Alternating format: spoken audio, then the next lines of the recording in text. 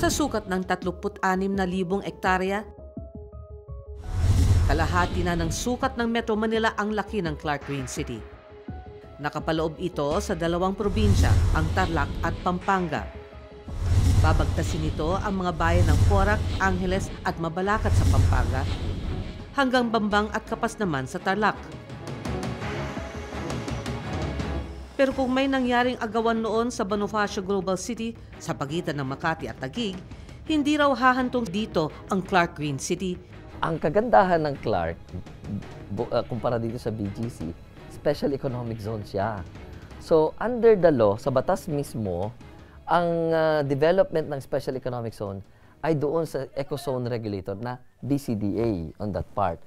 Na pag Special Economic Zone, ang zoning niyan at ang development dyan, mga permits, yan ay ang BCDA ang mamamahala.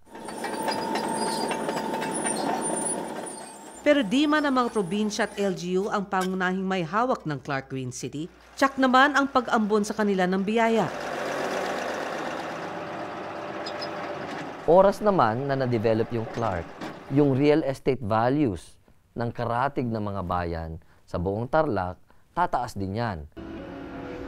Katunayan, magiging angkla pa raw ito ng pag-unlad para sa mga karatig probinsya ng Pampanga at Tarlac, partikular na ang Zambales, Nueva Ecija at Bataan. Kami nga sa BCDA, pinapadala natin yung mga mayor ng Tarlac sa Singapore para mag-aral ng urban planning. Mga 100 scholars yung ating pinapadala doon. Ang objective doon ay bukod doon sa Green City, yung mga mayor na karatig na bayan ay dapat magplano na kapareho nitong sa Clark Green City para yung transport system, yung utilities ay consistent. Iwas kanya-kanya, mas tsak daw ang sama-samang pag-unlad sa buong rehiyon. Kaya ang BCDA tutok maging sa pag-train ng mga opisyal ng mga LGU. Patikita kasi natin na ang mga mayor at yung mga planning officer nila napakahalaga ang tungkulin para sa sustainability ng kanilang mga bayan at syudad. Hindi kasi pwede kang magplano ng isang syudad na isolated with your neighbors. Dahil tsak ang kaayusan sa pagitan ng BCDA at ng mga LGU, ang mga investor mas naienganyong maglaan ng pondo para sa Clark Green City. Katunayan, higit sa kalahati nito ay pag-aari na ng Philinvest Land Incorporated.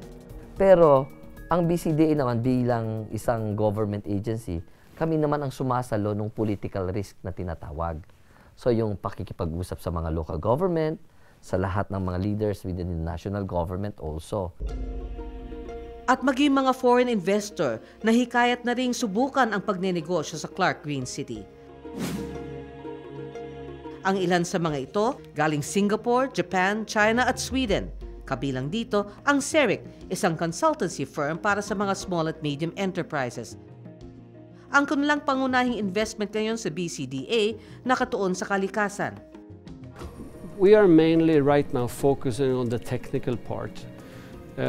The first thing that we are going to try to help BCDA with is to put together an environmental plan, so we can really then talk to the respective interesting parties in the city, the construction companies, the authorities, the potential suppliers of goods and material, that these are what we are expecting from them in order to lower the impact on the environment. Naniniwala si Klaas, presidente ng CERIC Southeast Asia, na ito raw ang kailangan natin. Lalo pat kasabay ng paglala ng trapiko dito sa atin ay lumulubha rin ang pinagdaraanan ng ating kapaligiran. How do you implement these ideas also in the construction of a city or a part of a city?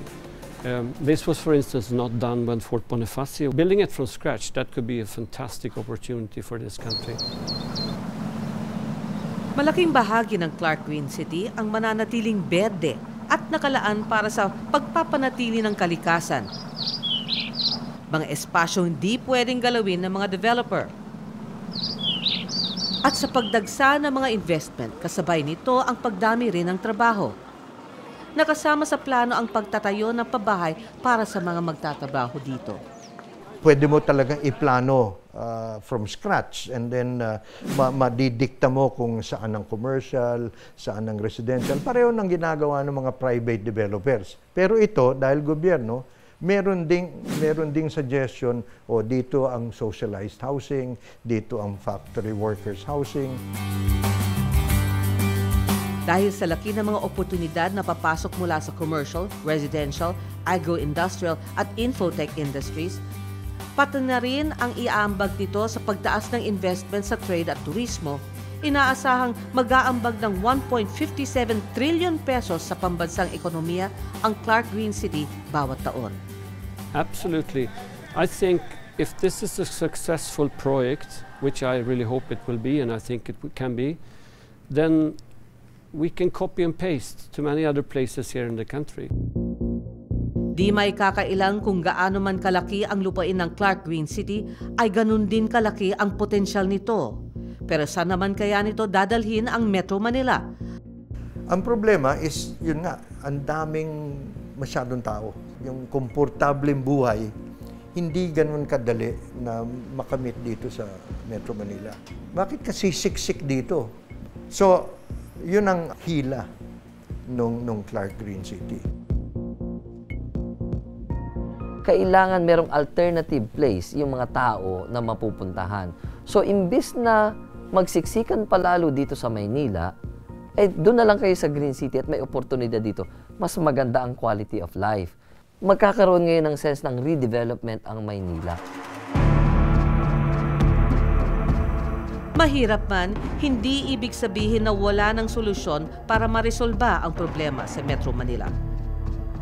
Pero sa panahon ngayon, kung saan lumiliit ng lumiliit ang mundong ating ginagalawan sa lungsod,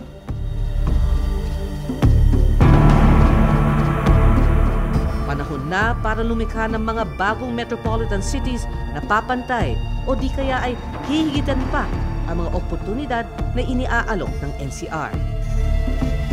Ang hamon na lang, siguraduhin natuto na tayo sa pagkakamali natin sa pagbuo ng Metro Manila at yaking matutupad ang plano hanggang dulo. Ako po si Twink Makariik, magandang gabi.